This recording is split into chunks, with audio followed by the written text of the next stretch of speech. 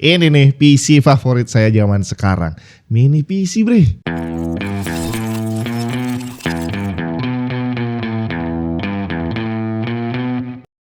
Kenapa mini PC jadi favorit saya sekarang? Karena speknya udah gahar-gahar coy. Jadi zaman dulu saya milih PC rakitan itu karena secara spek ya kalau mini PC kecil gitu ya, nggak bisa dipakai kerja berat. Tapi sekarang udah beda jauh. Mini PC dengan ukurannya yang cuma segini itu udah bisa dipakai kerja berat. Jadi kalau kerjaan saya adalah video editing yang lumayan berat, dia udah sanggup banget bre. Dan karena tujuan utamanya adalah kerja, akhirnya ya tadi segala keribetan dari proses ngerakitnya yang ribet banget, belum tentu bisa nyala, itu kalau bisa di skip semua. Termasuk meja kerja yang terlihat lebih rapi itu adalah salah satu kepuasan tersendiri. Dan kerapian meja kerja ini kalau pakai mini PC yang ditempel di belakang monitor jadi bisa tercapai dengan benar gitu ya. Tinggal tantangan selanjutnya adalah kabel management. Gak ngerakit PC nggak pakai mini PC kayak gini, kabel management di dalam casing maupun di luar itu jadi tantangan yang luar biasa buat para pengguna PC. Kalau mini PC kayak gini kita tempel di belakang monitor, digantungin di VESA wall mount gitu ya, memang bisa kelihatan lebih rapi. Tapi ada satu hal yang ribet, nyalainnya coy, karena tombolnya jadi ada di belakang monitor gitu kan, nyalainnya jadi susah. Tapi kalau ditaruh di atas meja, di samping monitor, kabelnya jadi kelihatan, nggak asik juga. Nah, untuk mini PC yang satu ini, semua itu bisa diatasi coy. Di saat mini PC ini ditempel di belakang monitor, nggak perlu susah-susah untuk nyalain PC-nya. Pengen tahu gimana? Langsung kita lihat aja. Ini adalah MSI QB&UC AI Plus 2MG, mini PC yang berhasil menjadi salah satu Red Dot Winner 2024. Barang sekecil ini punya semua teknologi canggih yang saat ini belum semua PC punya loh. Jadi sebenarnya mini PC kayak gini boleh dibilang adalah rakitan, tapi yang rakit pabriknya. Kita bebas milih speknya sesuai kebutuhan dan budget, plus dimensinya kecil banget yang nggak mungkin bisa kita rakit sendiri. Volumenya cuma 0,8 liter dan bandingin sama casing mini ITX PC rakitan yang biasanya masih di kisaran 10 liter kurang lebih. Untuk MSI QB&UC AI Plus 2MG ini kita dikasih opsi CPU Core Ultra 5 226V, Core Ultra 7 258V atau Core Ultra 9 288V. RAM DDR5 dengan kapasitas yang bisa disesuaikan dengan kebutuhan. Untuk GPU jelas integrated di mana versi Core Ultra 5 menggunakan Intel Arc Graphics 130V sedangkan prosesor di atasnya menggunakan Intel Arc Graphics 140V. Storage-nya udah NVMe yang nanti akan kita lihat seberapa kencang. Connectivity-nya juga udah canggih banget. Di depan kita dikasih 2 USB-A 10 gigabit per second, 1 audio jack combo, 1 micro SD reader, tombol power dengan fingerprint security, dan tombol copilot. Di bagian belakang ada 2 Thunderbolt 4 yang udah support display up to 4K 60Hz, power delivery out 15 watt, dan salah satu portnya udah support power delivery in up to 100 watt. Artinya, kalau adaptornya hilang atau ketinggalan, PC-nya bisa nyala pakai USB-C bre. Kemudian ada 2 USB 2.0, 1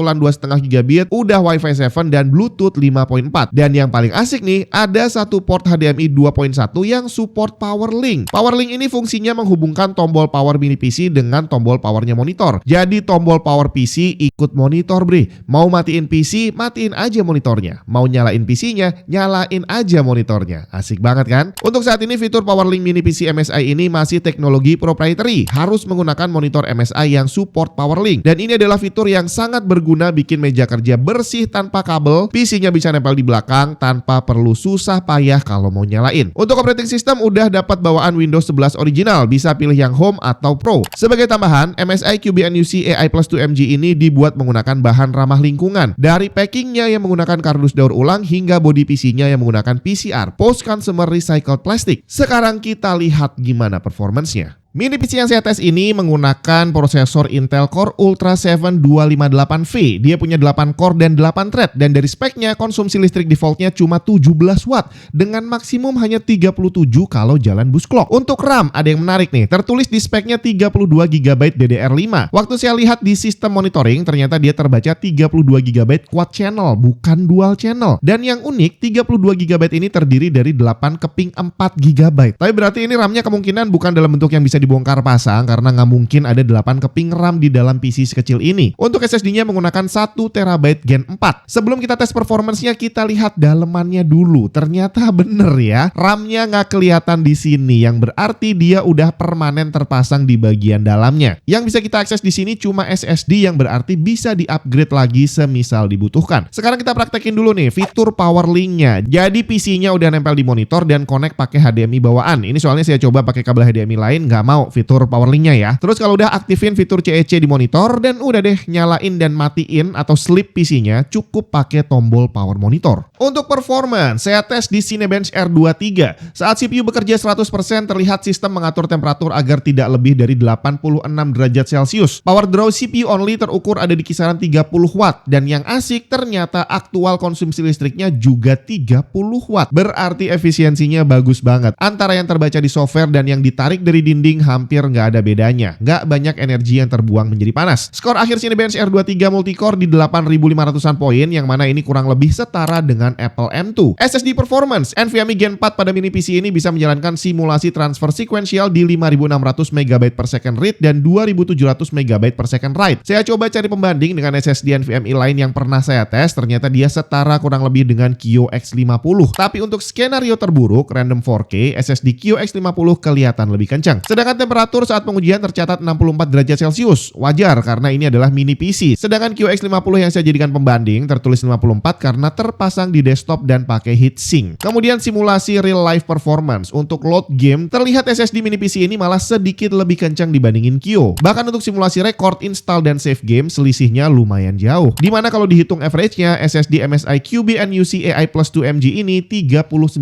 lebih kencang dibandingin Kio X50 yang terpasang di desktop. Access time juga terlihat sama. Simulasi load game responnya terlihat sedikit lebih cepat dibandingin Kio X50. Sedangkan untuk record, install, dan save game, selisihnya juga lumayan jauh, sama seperti pengukuran bandwidth sebelumnya, di mana angka rata-ratanya SSD mini PC ini sekitar 42% lebih responsif. Bagaimana dengan gaming dan editing? Apakah dia kuat? Kita coba dari yang paling enteng gamenya ya, Dota 2. Saya jalankan gamenya di resolusi 1080 dengan kualitas grafis best looking dan ternyata masih bisa jalan average 71 fps. Forza Horizon 5 saya coba jalankan di resolusi 1080, kualitas grafis high dan masih bisa dapat average 57 fps. Bahkan kalau dilihat grafik frame time-nya malah lebih stabil dibandingin saat mainin Dota. Terakhir karena penasaran saya coba jalanin Cyberpunk. Resolusi masih sama di 1080 medium setting dengan Intel Xe Super Sampling jalan auto. Sebenarnya lumayan sih, bisa dapat average 34 fps. Cuma sayangnya frame time-nya nggak stabil dan jadinya patah-patah. Nggak heran karena ini mini PC bukan didesain untuk mainin game seberat Cyberpunk ya.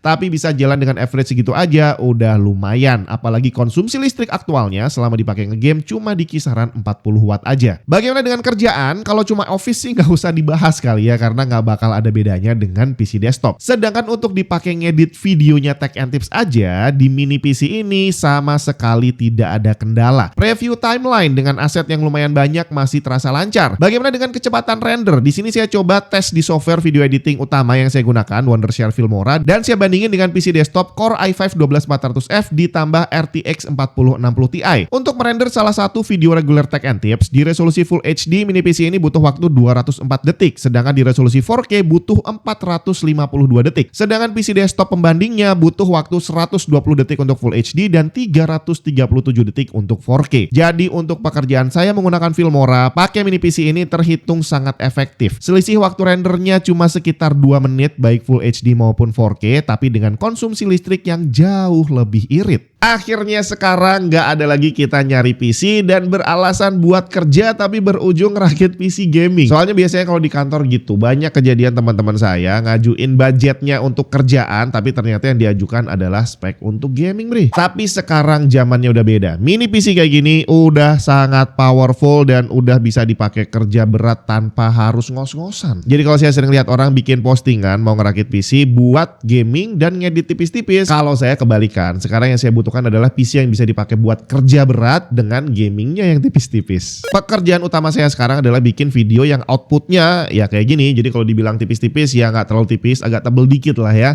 Dimana pakai mini PC dengan spek yang seperti ini udah sangat mumpuni. Jadi selama ngedit nggak ada masalah sama sekali. Dibanding sama ngedit pakai PC desktop yang speknya lebih tinggi, hampir nggak ada bedanya. Kalau soal ngerender memang berbeda karena ini barangnya kecil banget, sedangkan PC desktop gede banget gitu ya. Jadi waktu yang dibutuhkan untuk render memang sedikit sedikit lebih lama kalau pakai mini PC kayak gini. Tapi yang penting selama proses pekerjaannya nggak ada kendala sama sekali. Dan yang paling penting adalah kalau kerja itu bisa dari pagi sampai malam, Bre. Dan yang dibutuhkan adalah efisiensi listriknya. Dimana mini PC kayak gini tadi udah kita lihat. Dipakai kerja berat aja konsumsi listriknya cuma beberapa puluh watt aja. Jadi cocok banget dipakai buat kerja tanpa perlu takut mikirin tagihan listrik membengkak. MSI QB NUC AI Plus 2 MG. Saat video ini dibuat, PC ini memang belum resmi ada di Indonesia. Tapi nanti kalau udah dirilis, langsung cek aja di bawah video ini, siapa tahu keranjangnya udah muncul, Bre.